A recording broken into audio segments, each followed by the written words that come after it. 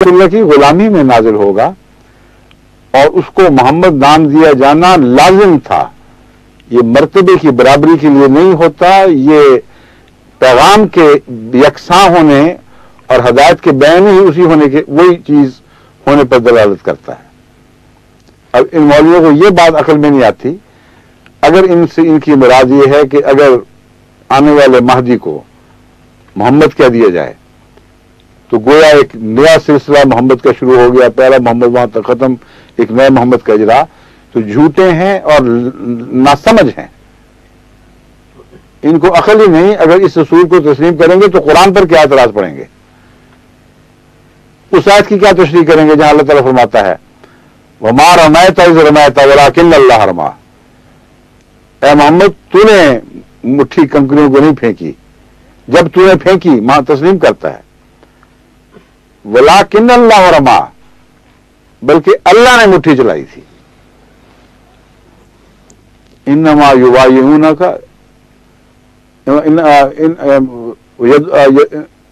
انما یبایعون اللہ، وہ پہلی آیت کا حصہ اس کو ذہن میں نہیں. وہ لوگ جو تیری بیعت کر رہے ہیں جن کے ہاتھوں پر تیرا ہاتھ ہے، انما یبایعون اللہ، اللہ کی بیعت کر رہے ہیں. ید اللہ فوق ایدیہم، کوئی راستہ شک تھا وہ بھی ختم ہو گیا. اللہ کا ہاتھ ہے جو ان کے ہاتھوں پر ہے. اے ظاہر پرست مولویوں، ترجمہ تو کر کے دکھاؤ. تمہاری غیرت صرف محمد رسول اللہ علیہ وسلم کے لیے جھوٹی غیرت، توحید کی کوئی غیرت نہیں ہے تمہیں. محمد رسول اللہ تو آسمان ہدایت پر سب سے زیادہ بلند تر ہو کر چمکے ہیں توحید کے عشق کی وجہ سے، اور تم اصل کو چھوڑ رہے ہو. اگر تمہیں توحید کا خیال ہوتا تو یہاں تمہاری رگ حمیت کیوں نہ پھڑکتی، کیونکہ تمہاری سمجھ میں تو یہ دعویٰ یہی ہے نا کہ وہ محمد رسول اللہ محمد نہیں ہے، اللہ ہی ہے. اور اگر مانتے ہو کہ یہ غلط ہے اور اس لیے تمہیں تسلی ہے کہ اللہ کا نام محمد کو ملا صلی اللہ علیہ وسلم، مگر مرتبے میں برابری کے لیے نہیں بلکہ غلامی میں درجہ انتہا تک پہنچنے کے طور پر. اب اس کے دو معنی ہو سکتے ہیں. ایک شریف النفس انسان موقع اور محل کے مطابق معنی کرتا ہے. غلامی کا معنی اگر دوسری آیات سے ثابت ہو تو ثابت ہو گیا کہ یہاں وہ معنی جائز ہی نہیں ہے جو بعض دشمن کرتے ہیں، بعض بھائی بھی کرتے ہیں، بعض عیسائی مستشرقین بھی اعتراض کرتے ہیں. شریف النفس انسان، حق پرست انسان کا کام ہے کہ دوسری تحریروں کو دیکھ کر پھر فیصلہ کرے. قرآن کریم میں یہ آیات بڑی کثرت سے ملتی ہیں واضح کہ محمد رسول اللہ علیہ وسلم عبد تھے، اور عبد کا معنی ہے غلام، اور العبد کا مطلب ہے کامل غلام. عبداللہ فرمایا گیا ایک موقع پر آپ کو، اذا قام عبداللہ ہے، جب اللہ کا بندہ محمد عبادت کے لیے کھڑا ہوتا ہے. تو ہر شریف النفس انسان دیکھ کر پہچان لیتا ہے کہ جسے اللہ کہا جا رہا ہے وہ ہے غلام ہی، اس کا مرتبہ مالک کا نہیں بن سکتا. اور غلام کو جب آقا کا لفظ ملتا ہے، نام ملتا ہے، تو مرتبے میں برابری کے لیے نہیں بلکہ اس کی غلامی کے درجہ کمال تک پہنچنے کے لیے. یہ اس کے عجز کے اوپر دلالت کرتا ہے، نہ کہ اس کی بڑائی پر دلالت کرتا ہے. یعنی اس نے اپنی ذات کو کھو دیا ہے. ایک غلام کیا ہوتا ہے؟ اس کا اپنا کچھ بھی نہیں رہتا، سب کچھ مالک کا بن جاتا ہے. جب چاہے اٹھائے، جب چاہے بٹھائے، اس کا سونا جاگنا، کھانا پینا، اوڑھنا بچھونا سب مالک کے حکم پر چلتا ہے. تو حضرت محمد رسول اللہ صلی اللہ علیہ وآلہ وسلم یہی تو تھے جن کے متعلق خدا نے خود فرمایا قل ان صلاتی و نسکی و محیای و مماتی للہ رب العالمین. اب مجھے اپنے آقا سے الگ نہ دیکھو، میری تو عبادتیں، میری قربانیاں، میری تو زندگی اور میری موت سب کچھ اللہ کی ہو چکی ہیں. ایسے وجود پر جب عبد کامل ہو جائے، آقا کا لفظ اطلاق پاتا ہے، اور کوئی شریف النفس انسان اس پر غیرت نہیں دکھائے گا بلکہ اشش کر اٹھے گا کہ اے وہ شخص جو غلامی میں اس درجہ کمال کو پہنچ گیا ہے، سبحان اللہ تو نے کمال کر دیا، وفا کی آخری حدیں چھو گیا، عجز کی آخری حدوں کو چھو گیا، ورنہ عجز کے بغیر غلام کو مالک آقا کا نام نہیں ملا کرتا۔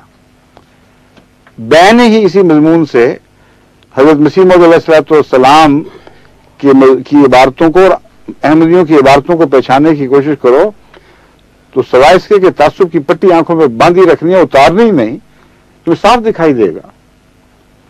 حضرت مسیح موعود علیہ السلام فرماتے ہیں وہ ہے میں چیز کیا ہوں، بس فیصلہ یہی ہے، سب ہم نے اس سے پایا، شاہد ہے تو خدایا، وہ جس نے حق دکھایا وہ مالکا یہی ہے۔ اس کثرت سے آپ نے اپنی عاجزی اور اپنی حیثیت کا، الگ حیثیت کا انکار فرمایا ہے کہ اس کو پڑھ کر جس طرح قرآن کریم کی دوسری آیتیں محمد رسول اللہ صلی اللہ علیہ وسلم کے اللہ کہلانے والی آیتوں پر روشنی ڈالتی ہیں، مسیح موعود کی ساری تحریریں، جماعت احمدیہ کی تمام اقوال اس بات کو خوب کھول رہے ہیں۔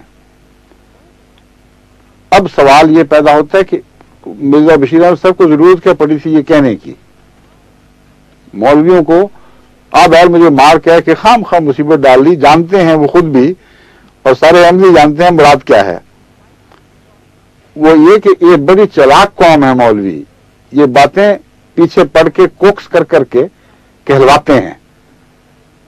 وجہ یہ تھی کہ مولویوں نے یہ عقیدہ بنا رکھا ہے کہ ہر نبی کا ایک کلمہ ہوتا ہے، نہ قرآن میں ذکر نہ حدیث میں۔ ایک بزرگ نے کسی تذکرۃ الاولیاء میں لکھا ہے، اب وہ شریعت بن گئی ہے لیکن انہوں نے جہاں مرضی وہاں اقوال بزرگان کو بھی شریعت بنا بیٹھتے ہیں۔ قرآن میں کہاں لکھا ہے کہ ہر نبی کا کلمہ ہوتا ہے؟ اور میں ابھی دکھاؤں گا کہ ہر نبی کا کلمہ نہیں ہوتا، مگر احمدیوں کے ایسا پیچھے پڑے کہ اگر مرزا صاحب نبی اللہ ہیں، خواہ امتی ہی ہوں، ان کا کلمہ دکھاؤ۔ حضرت خلیفۃ المسیح اول نے ایک موقع پر یہ کہہ دیا کہ اچھا پھر یہ کلمہ ہوگا، میں دین کو دنیا پر مقدم رکھوں گا، لیکن یہ روایت ہے دور کی، اس کو کوئی اہمیت نہیں دینی چاہیے۔ اصل جواب حضرت مرزا بشیر احمد صاحب نے جو دیا یہی جماعت احمدیہ کا جواب تھا کہ محمد رسول اللہ صلی اللہ علیہ وآلہ وسلم کے کلمے میں سب کا کلمہ آ جاتا ہے۔ جس نے محمد رسول اللہ کو مان لیا وہ چونکہ خاتم النبیین ہیں، اس لیے کلمہ تصدیق کی خاطر ہوتا ہے، شہادت ہے اس بات کی کہ میں گواہی دیتا ہوں یہ سچا ہے۔ تو جس نے محمد رسول اللہ کو مان لیا، اس آپ کے تصدیق کے نتیجے میں تمام انبیاء کو تسلیم کر لیا۔ اب ایک الگ الگ کلمہ بنانے کا کیا موقع ہے؟ بس وہ نبی آیا جو خاتم تھا، جس نے تمام دنیا کی انبیاء کی، اگلوں پچھلوں کی، سب کی تصدیق فرما دی، اس کا کلمہ پڑھو، بس وہی کافی ہے۔ یہ جواب ہے جو حضرت مرزا بشیر احمد صاحب نے دیا ہے اور جسے یہ جان بوجھ کر الٹ پلٹ کر اشتعال انگیزی کی خاطر استعمال کر رہے ہیں۔ اس لیے ہم کو کسی نئے کلمے کی ضرورت نہیں ہے۔ ہاں اگر محمد رسول اللہ کی جگہ کوئی اور آنا ہوتا، یعنی ایسا نبی آتا جو آپ کی شریعت کو منسوخ کرتا، نعوذ باللہ من ذالک، یا آپ کی غلامی کے سے باہر کا دم بھرتا، اگر ایسا ہوتا تو پھر بے شک کلمہ بناتا، ہمیں اس سے کوئی غرض نہیں، ہمیں اس سے دلچسپی کوئی نہیں۔ اب سنیے آگے، میں ابھی بات ختم نہیں ہوئی، آگے چلے گی۔